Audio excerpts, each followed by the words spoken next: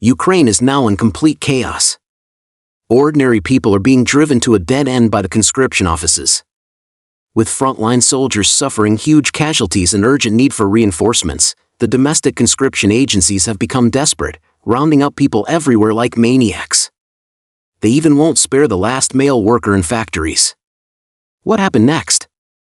The female workers in the factory got angry, picked up tools, and drove the conscription officers away. But that's not all.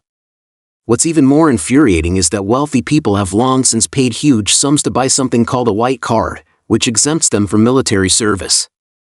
These people are still indulging in luxury nightclubs in Odessa, dancing, drinking, and carrying on as if nothing's wrong. It's the poor who suffer. Ordinary families' children are drafted to the front lines, and if they die, their families can't even afford a coffin. Some are even labeled as deserters and disposed of. Fed up with this humiliation and despair, people have come up with a ruthless tactic. They voluntarily send the locations of conscription offices to the Russian military on the other side, asking them to send drones to strike. This matter is getting bigger and bigger.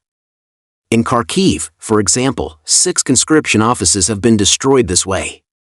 Local residents not only didn't feel sad but also praised the act online, with many even saying the strikes weren't hard enough. Some even proposed pooling money together to fund attacks on these conscription sites. What's more, some people have even leaked the specific locations of important military bases. The conscription officers themselves are scared, hiding in basements and working secretly. But people have their ways. They managed to find these basement hideouts too, and directly posted online, urging the opposing military to use bunker-busting weapons to keep striking. Now the Russian military on the other side is quite adept at this. It's said that when they receive the coordinates provided by civilians, they verify them and then send drones to carry out the strikes. After the attack, they even check in to ask about the results. As a form of after-sales service, the scenes unfolding on the streets of Ukraine are nothing short of surreal. Ordinary people are taking the initiative to provide information to what were once enemy forces, acting as informants and pointing specifically to conscription offices and key military targets. The staff at conscription offices are having a miserable time, living in constant fear. They dare not wander around in their uniforms during the day, nor even return to their own homes to sleep at night.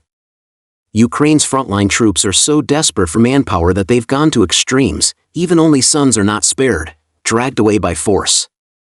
Yet, in the rear, ordinary people are finding ways to help the enemy attack their own side's conscription personnel.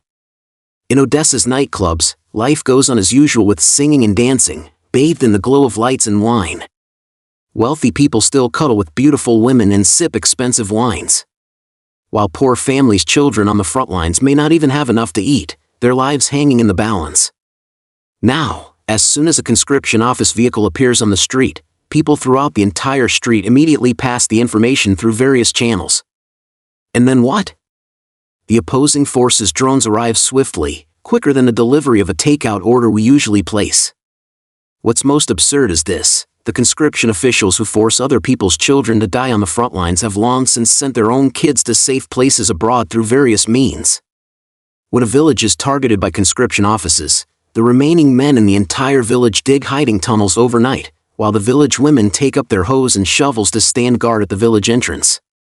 At a factory in Dnipro, when conscription officers blocked the gates to seize people, the surrounded workers, driven to extremes, set the conscription vehicle on fire on the spot. More and more ordinary Ukrainian people have completely seen through the situation. Rather than being driven to a dead end and family destruction by their own country's conscription agencies, it is better to let the opposing forces deal with those conscription points. The more frantically Kiev, the capital, rounds up able-bodied men on the streets to make up for frontline losses, the more resentful people in the rear become. Some even begin to lean towards sympathizing with or relying on the other side's forces. The situation on Ukraine's front lines has completely collapsed. Many conscripted recruits receive only 3 days of training before being sent to the battlefield. They are treated as expendables before even becoming familiar with their guns. Conscription agencies in the rear are still frantically rounding up people to fill the gaps, not even sparing those with physical disabilities. It is said that Zelensky has now raised the conscription age to 70. Some people, driven to absolute desperation, have directly posted videos online to make a public plea: "We have no way out." Someone, please come and end this situation now. The opposing forces don't even need to send specialized scouts to risk their lives collecting information. Ukrainian civilians themselves are posting maps of key military targets online. This scene is truly ironic. Ukraine's official slogan shouts about defending the country and needing people's support, yet some ordinary people at the bottom feel that the other side's forces might be their way out. If things continue like this, it won't be long, perhaps even without the opposing forces launching a major offensive, before Ukraine collapses from its own internal chaos.